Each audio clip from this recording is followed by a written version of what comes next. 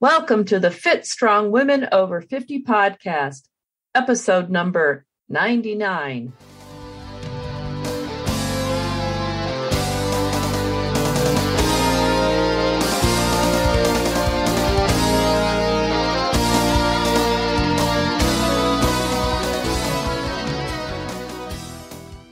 Welcome. I'm Jill. Thank you for joining us. And I'm Chris. Jill and I are your hosts for this podcast and the founders of the Becoming Ellie community. As legend goes, Ellie was the Norse goddess of aging who beat Thor in a wrestling match. So we decided to name our community after her because we were inspired to be more like Ellie. Yep, we were. You can find out more about the Becoming Ellie community and this podcast at our website, becomingellie.com. Ellie is spelled E-L-L-I. Be sure to sign up for our newsletter while you're there. That way you'll know about the new episodes and everything else that's new in our world. I'm really looking forward to today's episode. It's a very informative one. Cindy Dallow is great, and she has some wonderful information for us. I think you'll enjoy what she has to say. Let's go to the podcast. Cindy Dallow, PhD, RD, is a registered dietitian, nutritionist, and certified intuitive eating counselor. She has worked in the field of nutrition and fitness for 30 years and enjoys training and competing in marathons and triathlons. She focuses on helping women over 50 ditch the diet culture and become active and fit. Wow, that's great, Cindy. Thank you so much for joining us today. Thank you for having me. Let's just start with, you have a nutrition and fitness program for women over 50. And can you describe that for us? I can definitely do that. Yes, this is a thing that I'm passionate about, this program, because first of all, it is designed for women over 50, although I'll be honest, there's a couple of women in there right now that are in their 40s because they just really wanted to get in. So that's okay. Yeah, that's fine. Yeah, generally women in midlife is what I like to say. And this program is designed for women who are not currently physically active, or maybe they're just inconsistent with their physical activity and they want to become more active and fit. And we look and talk a lot about cardiorespiratory fitness. And because I'm a dietitian, it also includes nutrition, but not any kind of strict diet or rigid rules around eating. In fact, that's what we try to help the women get away from is diet culture, diet mentality, restrictive thinking, and shame and guilt about eating. We don't want any of that. And I find a lot of the women who come to me for this program are welcoming that because they're tired of dieting and feeling restricted. We definitely have nutrition guidelines, and we talk a lot about nutrition, but more from the standpoint of how it nourishes our body, how it, promotes good health and well-being, but there's no restrictions. And we also, because I'm a certified intuitive eating counselor, we also spend a lot of time talking about hunger and fullness and honoring those cues that we have from our body. Okay. So you don't give people a list of bad foods. No, don't do that. No, been there, done that. And, it just promotes a lot of bad juju around food. And, I think women over 50 or women in midlife, I will say, I guess I'm wanting them to focus on more about like, what can they do with their lives? How can they live their best lives, have the energy they need, the good health they need, and what kind of nutrition will help bring that about, but also enjoying food, some of our favorite foods, looking at food as part of our culture, part of family, part of feeling good. So it's not just macronutrients, it's not just carbs and protein and fat. Right. It's so much more than that. Yeah, now that the new year is upon us, many people do New Year's resolutions, and I'm thinking more of fitness now at this point than food. But Right. What would you recommend for fitness for women over 50 or in midlife? first of all, I think having a fitness test before starting anything is really important. In our program, we do fitness testing, and it is an online program. So we have a way of doing that remotely. But one way anybody can do this is to do the Rockport 1 mile fitness test. And you can Google that and it comes right up. You can email me and I'll send you a handout we have with all the instructions. But it's basically where you go to ideally find a high school track and do this 1 mile test. And it has all the instructions there. And then you plug the numbers in and it tells you your cardiorespiratory fitness level. And it's been standardized and tested in many, many studies. So it's, not as accurate as a treadmill test would be, but good enough. And then as far as what to do then in terms of fitness is finding some form of aerobic type physical activity. This is for the fitness part of it, the cardiorespiratory fitness part of it, to do 3 to 4 days a week, starting with, and obviously this is highly individualized, where somebody's coming from. If they're coming from like no activity at all, then you can start with either using minutes, working up to 1 minute to 5 minutes, depending on a person's level, or some people like to use steps. There's various ways, but you want to get a baseline. And in our program, my husband, who's a sports medicine physician, he creates the fitness programs for the women and customizes it to their fitness level. But basically, you want to start slow, start small, and gradually increase over time. And I think sometimes what some women do, not all, of course, but they try to do too much too soon. Oh, yeah. Or they feel like, oh, gosh, I can't even walk a mile. So, I might as well not do anything. Yeah. Or I think a lot of times some women feel intimidated to join a gym. And so they just don't do anything, because it is intimidating to go to a gym because everybody's so buffed and lean.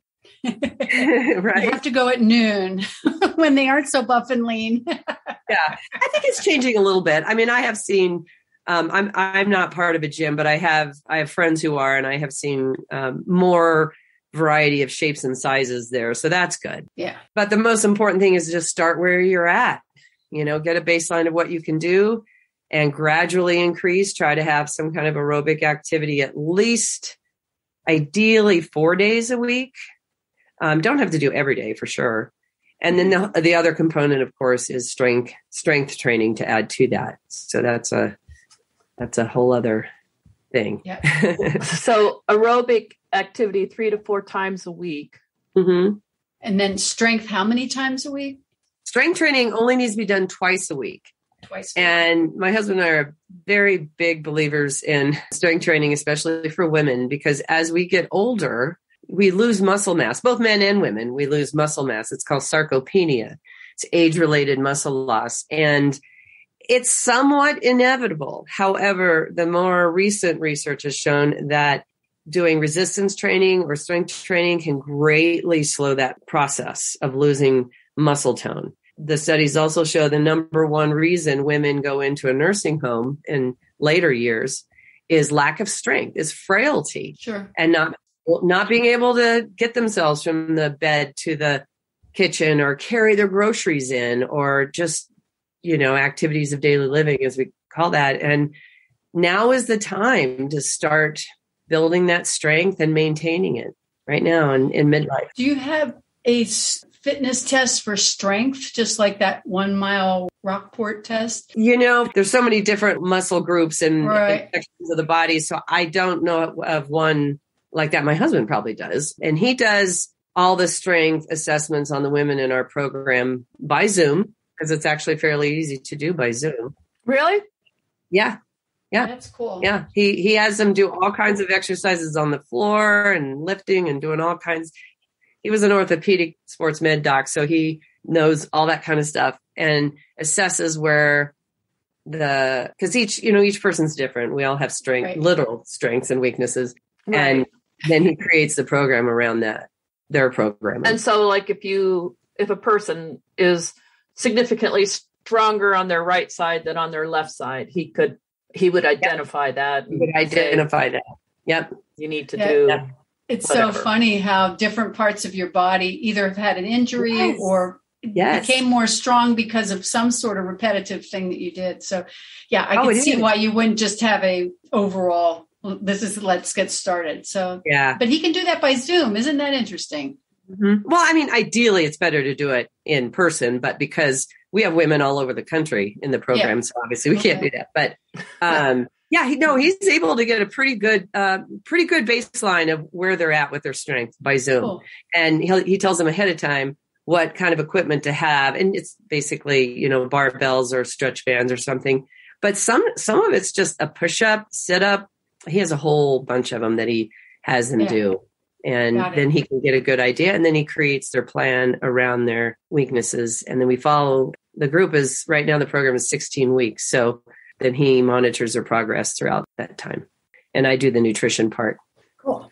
Yeah, we love it. You sort of just touched on that, but most of our listeners are obviously women over 50.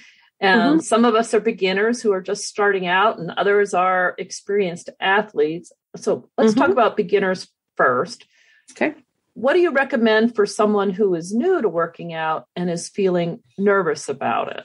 Well, I guess, just in general, again, starting small, I think actually the first thing I would think about is what is it you want to do in life?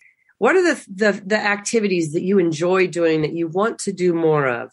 We have some women in our group that are runners. One woman wants to run a half marathon. The other ones just want to be able to pick up their grandkids, and to get up and down off the floor easily. Right. I think it comes down to thinking about what do you want to do in life? What are the activities that you want to do more of? And as you get older, what do you want to continue doing? And I always think about this other woman I had when I did this program in grad school 10 years ago, and she was a belly dancer. That was her thing. That was her jam, was belly dancing. And she wanted to keep doing that. Everybody's different. So I would think about what do you want to do? What's important to you? And then design your fitness routine around building the strength and endurance to do those activities. So if you want to run a half marathon, that's different than if you want to be flexible enough to get up off the floor. Much different. Yeah. Most of the women in our program are just wanting to have a good enough level of fitness to get out and do things with their family, to go up and down stairs without having, to stop and very hard, get out. And, those of us in Colorado want to do some short hikes, things like that. But that's quality of life, right? Those are the things we want to do for as long as we can. Right. We have listeners that are also more advanced, experienced athletes.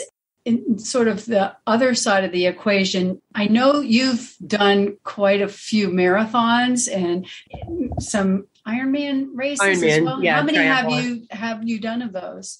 I've done 5 Ironman triathlons, and I'm actually training for my 6th one in 2022. Awesome. I'm an endurance junkie. Okay. I am, I'll admit it. I'm not super fast, but I do like that kind of thing. And I've done a fair amount of mountain climbing, and I want to do more of that. So that's cool. That's kind of my jam. So do you have any advice to share with folks about the endurance sports? Fueling or where do you start, right? Oh, gosh. Yes. Fueling. Yes.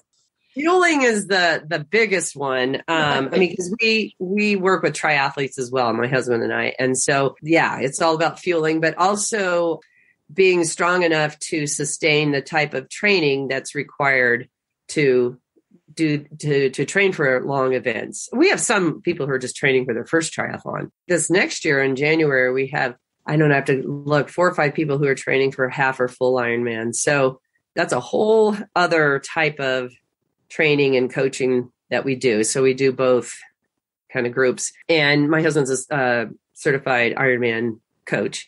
And so he creates their program, and then I do the nutrition for them. Wow. And since I'm training for another Ironman in 2022, it's kind of helpful when I'm in training mode, because I know what they're going through. Yeah. So what race are you doing this year? Yeah. is Ironman Alaska. Oh, wow. Yeah, it's an inaugural. It's a brand new Ironman in Juneau, Alaska. And I've always wanted to go to Alaska. And when Ironman announced it last, I can't remember, earlier this fall, I think, I just said, I turned 60 this last year. I'll be 61 on race day, but I just thought, I've got to. Oh, what a great birthday present to yourself. I know. Well, not on that day, but I'll be 61. I see what you're saying. You know what I mean? That was your birthday. Yes. And so I don't know. I just really want to do it. So we'll see. Yeah. Very cool. That's great. Wow. When I originally met you on Facebook, you were talking about nutrition for triathletes. And yes, so that's one of the things I think that many of us struggle with is how to eat while training for endurance sports. Yes. And what advice can you give us on that? Well, I think one of the core things is to be eating regular meals and not skipping meals. A lot of women that I work with skip meals. And it's difficult right now because intermittent fasting is really popular, which actually tells you to skip meals. I don't think that's a good idea to do when you're training for an endurance event. Anyway, I think it's important to have regular meals, snacks, making sure you're getting the amount of protein that your body needs and the amount of carbohydrates because of the training that's required. And if you are a woman in midlife, you're not only putting the stress of a large endurance event on your body, but you're dealing with, as I mentioned before, sarcopenia, loss of muscle mass. So our protein needs are actually higher in midlife on a per kilogram basis than they were when we were in our 20s.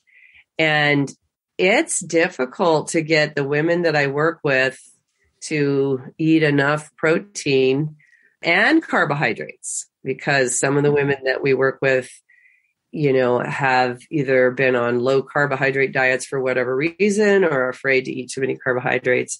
So that's kind of a tricky thing. But we have found that women who do follow the guidelines and follow our recommendations for protein and carbohydrate do really well. Okay. Yeah, they have the energy and the strength that they need to do a triathlon. Yeah.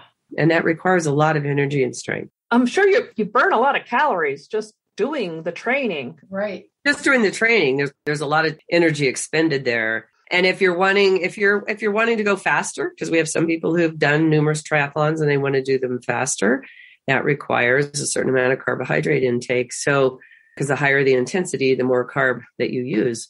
And so it's just important to have a good nutrition plan. I'm not a strict, rigid nutrition type person, as I've mentioned earlier. So I encourage our athletes to have flexibility and allow themselves those, occasional, whatever it is, ice cream, Big Mac, whatever it is that is their thing, have it. Don't worry about it. Life is short and it's not going to hurt your training at all. But if you're living on that kind of food, then that can affect your training as well. So we try to look at the big picture. I think I saw somewhere on your website that you help women transition to a plant-based diet. Yeah. And can you explain a little bit, what do you mean by plant-based? And No, that's an excellent question, because I think there's a lot of confusion out there about what plant-based means. I picture lettuce. Well, lettuce is one part of it, but very small part. It's only one plant, right? Yeah, exactly. One plant. So I'm a science nerd. So it comes back to research. A lot of research has shown that people who eat plant-based diets, or actually vegetarian types of diets, are healthier and live longer than people who don't. So I do think it's health-wise a good idea to eat a more plant-based diet, but that does not mean vegan. And I think a lot of people think plant-based means vegan. I did. I'm glad you said that, because I thought that's what it was. I got in a big argument with someone because I said, absolutely, it does not mean that. It just means your diet is based on plants, but you could eat meat every day if you wanted. Exactly. Okay, good. That is so right. Okay. So I think the media has kind of I don't know where it came from, but I think a lot of people think, oh, plant-based, that means I have to go totally vegan. And nothing could be further from the truth. I mean, the diet, not weight loss diet, but the way of eating that has the most research behind it showing the best health benefits in terms of reducing diabetes, heart disease, and cancer is the Mediterranean diet. The Mediterranean diet has meat in it. You know, there's fish, there is some chicken, there is some beef. It's just in smaller amounts. The idea is to have more plant-based whole foods in your diet, less processed foods, much less processed foods. And if you're going to have meat, which is fine, just have smaller servings than the typical American diet calls for. You know, don't have the 10-ounce steak unless it's a twice a year thing kind of thing. You know what I mean? Right. I mean, I was raised on a farm in Kansas and we had meat galore. You know, every meal was focused on meat. And a lot of Americans eat that way. And it's not ideal. Meat has a lot of protein and iron and lots of nutrition in meat, but too much is not good for our gut microbiome and can cause other health problems. So ideally, if you want to eat meat, the idea is to scale back the portion sizes and the amounts, but increase the plant-based foods in your diet. I have a 4-week self-study program. If anybody's interested, if you want to learn how to transition to more of a plant-based diet, they can contact me and it's $49. You can just do it on your own and learn as videos and handouts and all kinds of stuff. The videos are great. They're really, really good. Lots of recipes and a meal plan. And it just teaches you how to kind of transition. So it's not like this big change, you know, it's how to ease into it. And it's not just eating lettuce like Chris was. Oh, no. Like, yeah, right. No, it does have a lot of fruits and vegetables, obviously. Sure. Yeah. Whole grains, legumes, a wide variety of plant-based foods. Good. And you help people figure out how to get protein. Oh, yeah. Also from plants. Oh, yeah. Well, in Women in Motion, the program that we talked about earlier, that's something we talk a lot about. And I give every woman in that program, I calculate their protein needs and they have a protein goal to try to achieve each day. And I give them sample meals and we talk a lot about that. Okay. Yeah. It's hard to get in the protein. Do you recommend that women who are trying to get those numbers that they supplement protein or just try and get it through their diet? Ideally through their diet. And it's definitely possible to get it through your diet. I do. I get mine through food. However, I do think there's a place for protein powders or drinks, those kinds of things. I encourage anybody I work with to use those as supplemental, but not the source of protein because they're processed. You know, I mean, protein powder is a processed food. That means I just would rather see people eat real food. But in certain situations, especially if a person's not consuming dairy or eggs and they don't want meat, it's a little more challenging. And those kinds of products can come in handy sometimes. Yeah. Low carb eating. You mentioned just a little bit about it. Do you have any thoughts on keto or low carb? Mm-hmm. I do. Go ahead and tell me. Well, I'll be honest. I am not a fan of keto. Okay. I know it definitely produces weight loss. There's no doubt that it produces weight loss if you're on a traditional keto diet.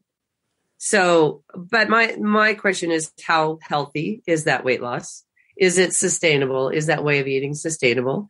I know there's people out there that love keto and that's what they're doing, and more power to them. If that's what you like and it's working for you, go for it. I think for most people though, it is hard to sustain. It will produce a quick weight loss, but then the question is whether you can maintain it or not, because it's pretty strict. The other thing that I think is important to know about keto, and that keto is different than low carb. I'll come back to low carb. Okay.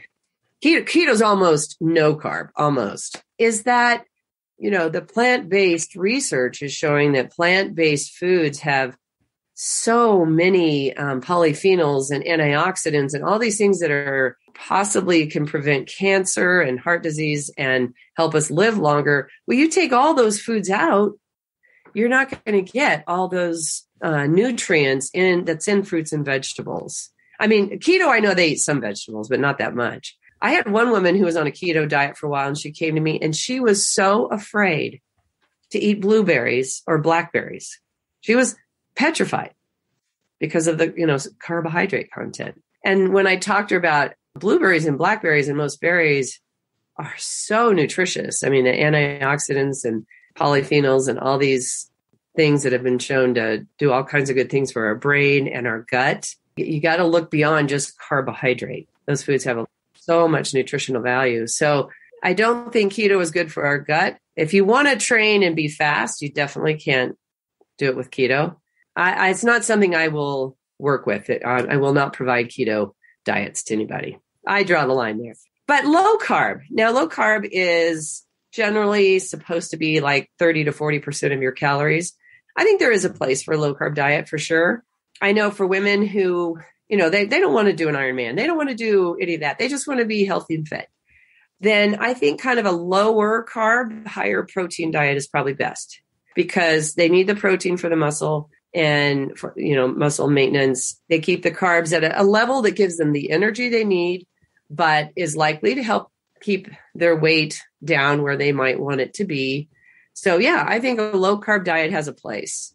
I don't think it's for an athlete who wants to train fast and be fast. Because again, the higher intensity training requires a higher carbohydrate intake. So it all depends on the goals of that person. But I would definitely, and I do help women with lower carb diets. Like I eat 50 to 60% of my calories as carbohydrate. But if I was totally sedentary or just doing a much lower level of activity, I think 40% is fine. I think it's okay. It's the quality of carbohydrates that matters. Yeah. Okay. Yeah. Where you're getting those carbs from. Oh, exactly. That's the big picture. I mean, when I say, carbs, I don't mean, Pepsi, candy and all that stuff, all that kind Cake, of donuts, bagels, etc. You mean berries and peppers and fruits and vegetables, grains, legumes. Exactly. The quality is huge. That's what's going to determine health. But as long as a person is flexible, because I think another big thing is restriction. If a person feels like, I can never have a donut, I could never have a can of Pepsi or whatever, then what are they going to want? Right? Yeah. There's something about knowing you can't have something that's in your mind. Exactly. The restriction, of never a donut or never ice cream, it makes you focus on that food that you want. Exactly. I'm a big believer in giving yourself permission to eat what you want. I find for myself and for people I work with that when you approach it that way, then it takes the power away from the food, takes the shame and guilt away from it. And it kind of becomes not as big of a deal. I was talking to an athlete yesterday who feels like she's addicted to sugar and she eats a lot of peanut M&Ms and she kept saying, well, I just should never eat those. And basically I just said, hey, let's work on having some good meals for breakfast and lunch, which she wasn't doing. Let's have those. And if you want a couple of peanut M&Ms, a handful of those afterwards, go for it. No big deal. And I think when you have that kind of approach, it's more relaxed and more flexible. And it, like I said, it's not as big of a deal. And there's less of that kind of binge eating or emotional eating or guilt and, all that. So that's kind of my approach. You mentioned earlier something about intuitive eating. And can you explain intuitive eating to us? Definitely. I'm a big, big believer in intuitive eating, and I've been eating that way for 30 years.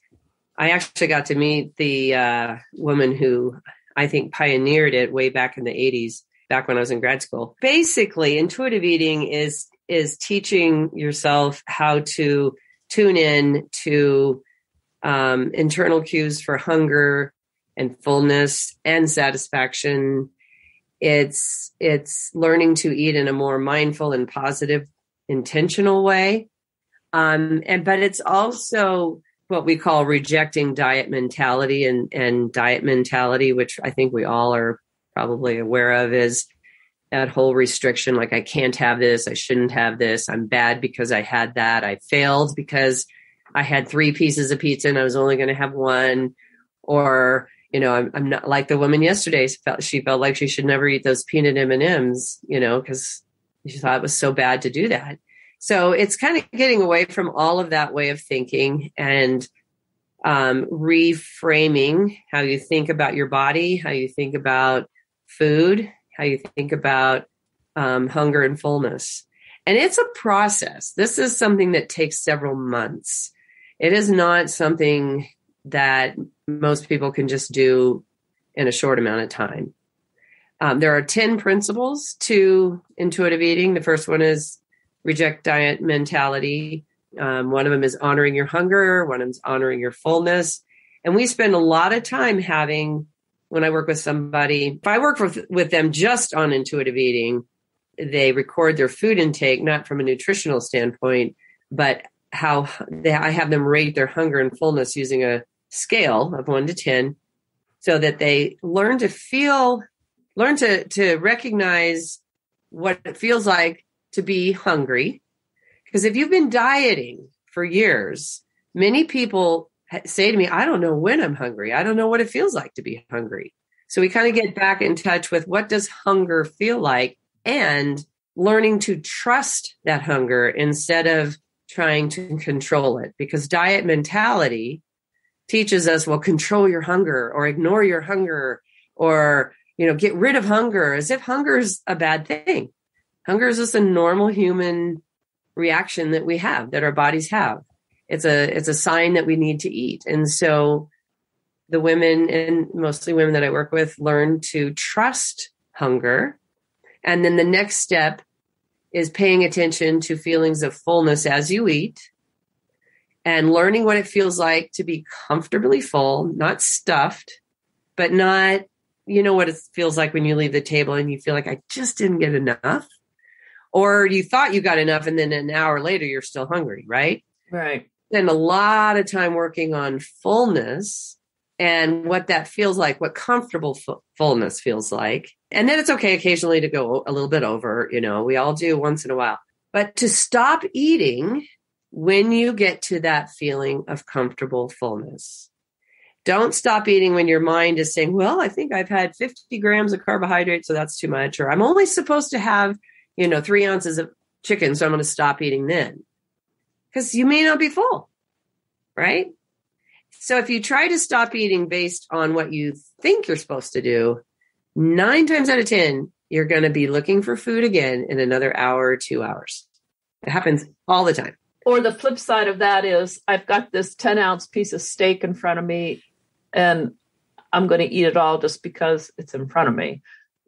Right. Right. The flip of that is, exactly. I'll eat until I'm because it's here. And I think I would guess 99% of people listening to this are like me, and we were raised to clean our plate, right? Right. Or we were raised, at least I was, you have a 20-minute lunch. And when you're in school, 10 minutes of that 20 minutes is standing in line to get your lunch. So you learn to eat in 10 minutes and you just shovel it in. Shovel it in. Don't taste it. Don't. Right. Like, because the bell's about to ring and you got to go to the next class. Exactly. Yes. Or you got to get to work or whatever. I mean, exactly. Well, that's a big thing that I work with people on, is slowing down, making eating an intentional activity. It's not something that you just do when you have a chance. It should be an intentional thing that you plan for every day. I've worked with so many people, and they were able to do that. And once you're able to take some time and actually sit down and eat, and it may, in some cases, be only 10 minutes. I totally understand that can be the case in certain work situations. But 10 minutes is better than none. Slow down, pay attention to how you feel as you eat, how the food tastes, the texture, the taste, flavor, being able to breathe. We talk about breathing and slowing down and actually enjoying that food. and then putting the food away and going on with your life. The more people do that, where they take the time and become more intentional and mindful about the eating experience, it totally changes everything. I mean, it really does. And a lot of the people that I've worked with, and a lot of people I know who didn't work with me, but have become intuitive eaters, they become very protective of their eating time because they've learned how much better they feel. They just feel better about their eating and about their body. It's a whole different way of approaching food. People, whether they're in an office or working at home or doing whatever, but there's a lot of people who just, particularly for maybe breakfast, but most especially lunch, they don't stop to eat lunch. They eat it while they're working, whether they're sitting at their desk, working in their... Or on the run, in the car, trying to get to the next... Yes. Whatever. I was just talking to my husband about this yesterday. This is, I would say, the norm now is people thinking I don't have time to eat, or they think they shouldn't eat, or they let their work just spill over into their lunch hour. I understand there are, some situations, firefighters, police officers, there are certain times, certain professions where it is hard to find emergencies. Yeah, I get that. But you can still work around that. And it all comes down to how you think about food. Because if you think, I'll just grab it when I get a chance, that's what's going to happen. And that's not good for digestion. It's not good for your gut. And usually what happens is when people do that is then they come home from work, they didn't eat all day or they ate very little. And then it's a feeding frenzy for the evening. Right. Do you recommend people plan their meals, like know what they're going to eat? As much as possible. Yeah, okay. Or at least plan the time to eat. So plan it. It should be part of your day. It should be a priority of your day is to have the time to eat. Whether it takes saying no to a meeting, saying no to a lot of things so that you have that time, even if it's 10, 15 minutes. Again, I'm not talking like, hours, but where you take that time and ideally turn off any screens. I know that sometimes that can't happen, but ideally get away from work or turn the screen off, turn the phone off. Change the environment, relax, take some deep breaths, focus on the food, the eating. And then when you're done, put it away and then go back to work. But take that time. You'd be amazed how much better you feel. You have a whole lot more energy during the day. And do you ever have clients or women that say, if I ate intuitively, I'd eat nonstop? That's the number one thing that people say. Oh, well, if I get to eat anything I want, I'm just going to keep eating. And that is so not the case. Because once you do become very attuned to feelings of fullness, you don't eat past that feeling of fullness. And honestly, I think that's one reason why people gain weight is they're not paying attention to fullness. They haven't learned to detect that and sit with it and just disconnect themselves from the food. So you have to learn to teach yourself to stop eating when you feel comfortably full. And so if a person says, I'm just going to keep eating, well, then obviously they're not paying attention, right? They're not paying attention to fullness or satisfaction.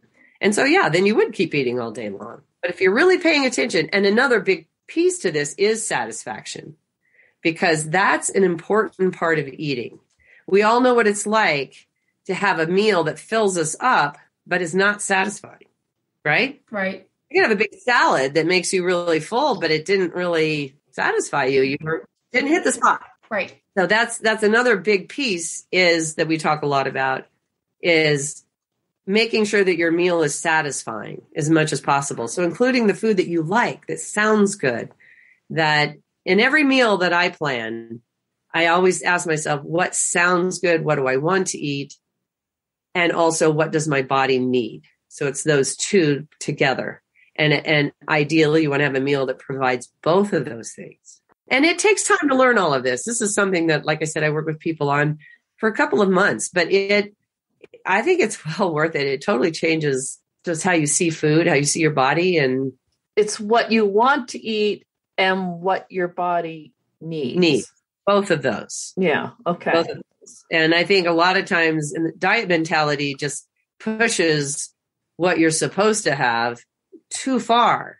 Yeah, it's good to think, yeah, I need to have some vegetables. Yeah, I need to have some fiber. Yeah, I need to have some vitamin C. Those are all good things. But balance that with what sounds good to me. What do I like? What makes me feel good? What gives me energy? What do I enjoy eating? And give yourself that permission to eat it. So if you're not an endurance athlete, what do you think about the intermittent fasting that is very popular right now? I know there is good research behind intermittent fasting in terms of it can help some people lose weight. It can help stabilize blood sugars for some people. I mean, I have seen that there are some benefits.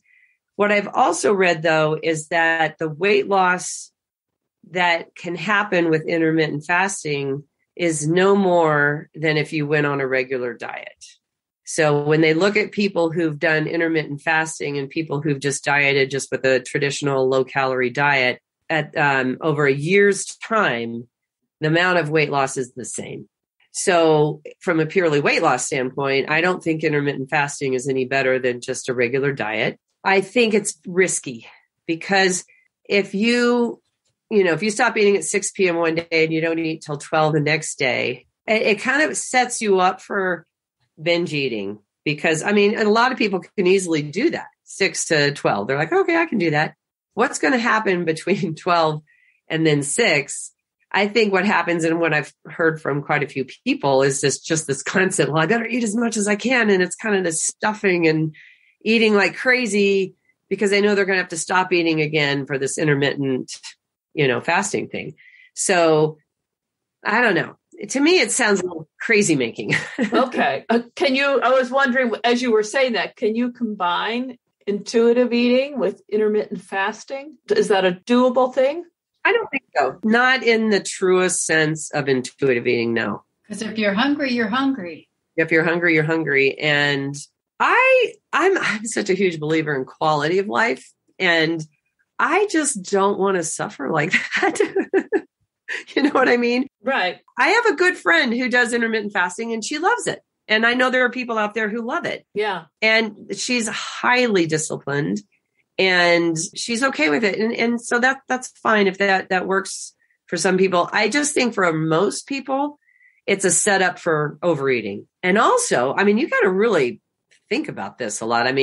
You've got to plan when you're going to stop eating, when you're eating, and then let's say you stopped eating and you do get hungry and you're at a social event and there's lots of food. How fun is that going to be? To try to not eat anything. I don't know. I just kind of goes against the grain of intuitive eating.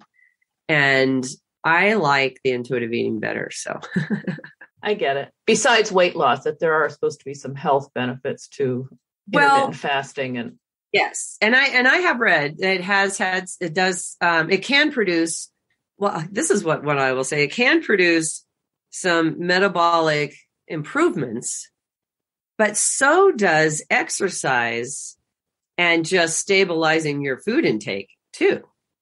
So if people are eating kind of erratically and then they practice intuitive eating where they're eating more on a regular and more calmer way, and they're exercising and moving their body, I think you're going to get the same benefit. Yeah, I've heard that exercise produces many of the same health benefits as intermittent fasting. So it sort of comes down to, do you want to eat and move your body or do you want to fast? Exactly. And not move your body. And not move your body. I would definitely rather eat and move my body. Yeah. Okay. Interesting. Maybe it was Dr. Stacy Sims or someone that I've said basically she wasn't for intermittent fasting because you can get the same benefits from exercise. Oh, definitely. You can definitely get the same benefits from exercise. I think that a lot of Americans could stand to eat less. And I'm saying that is not a bad thing to try to eat less. I think you get the same, I guess what I'm trying to say is you get the same benefit from trying to cut back on, I don't mean drastic dieting at all. I mean, maybe, cutting back on snacking and maybe trying to eat a little less overall. but it doesn't have to be within this time period. Right. And they're going to get the same benefits by doing that and increasing their physical activity than trying to eat within this certain time frame. Okay. Yeah. And then what advice do you have for us about all of this as we live through or after menopause? Oh, gosh, that's the $64 million question, right? Yeah. It sure is. And there's just so much research on women, postmenopausal women, right? Oh, yeah, just tons of it. It always drives me crazy when, Exactly. Well, sorry, I won't go there. And that is the problem, or one of the problems is just that there's so little research on women, and it's frustrating for me because... And particularly postmenopausal women. And particularly postmenopausal. So I think, in terms of research, there's not a lot out there. So we women have to learn from ourselves, from our own bodies, from each other. And until there is more good research, and not that research is everything, but it does help. I think the most important thing, because of sarcopenia and because of the change in body composition that occurs with menopause, is definitely exercise and strength training. I think it's the best health insurance that you could ever invest your time and energy in, is strength training and exercise. You're going to get way more bang for your buck by just focusing on that than anything else. And then making sure you're getting enough protein to support those, the activity and the strength training. I just think if women just focused on that, they would get a lot of health improvements. Maybe not everything, but that's the most important thing, I think. And I do think it is one reason why we gain weight during menopause. Not the only, because of the change in the hormones is a big deal. But as we're losing muscle mass, our total energy expenditure comes down. The number of calories we burn just sitting here is going to be less than it was when we were in our 30s and 40s. And the question is, does menopause speed up sarcopenia? That's a big research question. Nobody knows. But we do lose muscle mass, and women tend to lose a little bit more than men. And if we just eat like a bird, we're not going to be able to support building that muscle mass back up. So, and I'm not talking about being, big buffed, I mean, just having the muscles that you need to carry out your daily activities and do the things you want to do. Yeah, it'd be almost impossible for someone after menopause to be big and buff. Exactly. I think it would be. I think it is impossible. I don't know. Without doing anything, you will become frail. Yes. More frail each year. Frailty is a much bigger risk than having huge muscles. And along with doing the exercise and the different training is balance and flexibility and all those things that you need to avoid a fall, which is probably the number one thing that happens as you get older. That is. The number one thing is the falling or just being frail and not being able to take care of yourself. Right. But it's got to start now. This is definitely my message to women in midlife. You have to start now. You can't wait till you're 70 or 80. I mean, it's still good for 70 and 80-year-old women to do strength training. Well, unless you are 70 or 80, right. And now it's time to do it. Exactly. But now in our 40s, 50s, 60s is the time to do it, for sure. I think. Right. To get in that habit. And I'm working on it myself. So. Yeah. And not to harp on it, but to go back to the intermittent fasting, while you were speaking, it occurs to me that it makes it that much more challenging to get in all of the protein if you have a small eating window. Exactly. And the protein research is an area of research that I follow very closely because it's something I'm really interested in. Yeah. And I read a lot of what Dr. Stuart Phillips of McMaster University in Canada. He's probably the most well-known protein researcher in the world. And he has shown over and over and over again that muscle protein synthesis it's a thing that happens throughout the day. It's kind of like goes up and down like this. And if you have protein throughout the day, when that process is going on, then our bodies will utilize that protein for muscle maintenance, building and maintenance.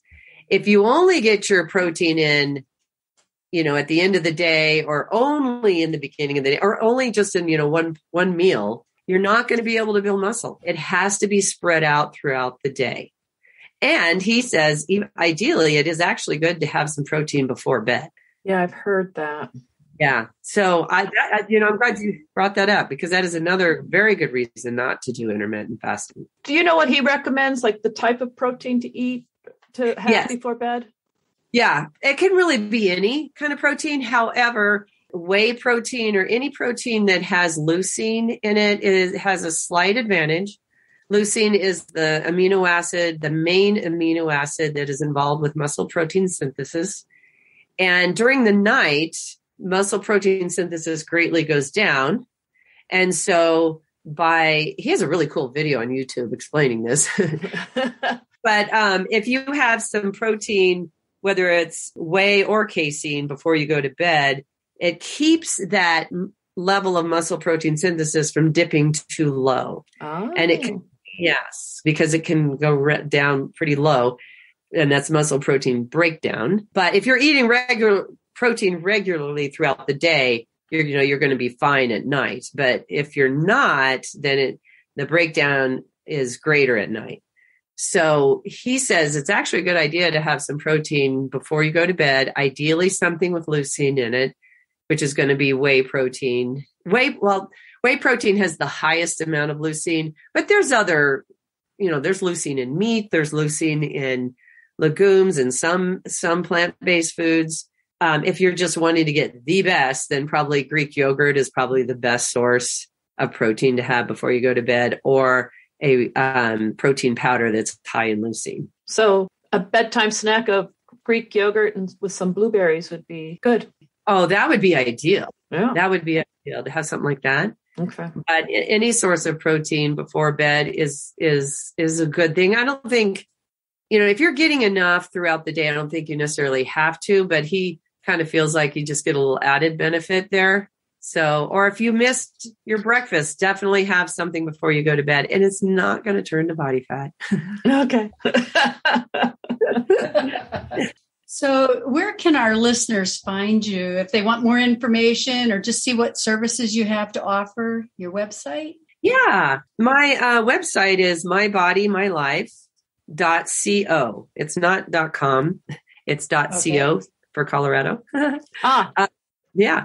So it's mybodymylife.co. They can email me at cindydallow@gmail.com. I'm happy to talk to anybody. Email's probably easiest. Yeah. But there is a contact form on my website as well. So they could go there. And I love working with women in midlife. That's who I'm working with mostly right now. Wonderful. And you have a Facebook group or Facebook page? Thank you for reminding me. I have a Facebook group, and it is My Body, My Life? Because I ended up changing the name. It is My Body, My Life, Food and Fitness. It's a Facebook group for women in midlife. Please come join. I would love to have you in there. We have women of all sizes and shapes and abilities. To get into the group, you do have to be over 40, but we have lots of discussion about all of these issues: food, fitness, intuitive eating, weight, body image, endurance. It's probably not the group for somebody who's a hardcore Ironman triathlete. I'll be honest. And you said you also offered services to those people. Is that a different website or a different? Yeah, we have two businesses. We have the triathlete group, and then we have women who are in midlife and just wanting to be active and fit. So the triathlon website is 2Doc Tri Coaching, because my husband's a physician and I have my PhD. So it's the number 2, DOC for doc, tri, TRI, coaching.com. Great. And we're on Facebook and Instagram, so you can find us at any of those two places, 2doctricoaching.com. And my husband is a certified Ironman and Xterra triathlon coach. Nice. Yeah. We'll put links in the show notes to all of those places you just mentioned. Thank you. And that way, if any of our listeners are trying to connect, it'll make it a little easier for them. Yes, I would love to talk to anybody. Thank you so much. Thank you, Cindy, so much for talking with us today. This has been really great. Yes. Thank you. Thank you for having me. I've enjoyed it very much. You've been a great guest. Thank you so much. Thank you. keep us posted on how you do at the Ironman. Yeah. I will. We'll be thinking of you. Okay. Bye-bye. Bye. Bye-bye. So, Cindy is interesting because she works with both people who are just getting started in fitness and healthy living and with endurance athletes who are doing really hardcore stuff. Yeah, very hard things. Yeah, I really was interested in a lot of things she had to say and found it interesting that she was not a fan of keto. Right. She said you could be low carb. Yeah. Well, she's a very strong proponent for intuitive eating, which is really very much that you don't eliminate food groups, I think, or that you're trying to eat in the way that your body wants to eat. Right. Not restrictive eating. So that takes out the shame and the guilt and the restrictions, kind of where you listen to your body more.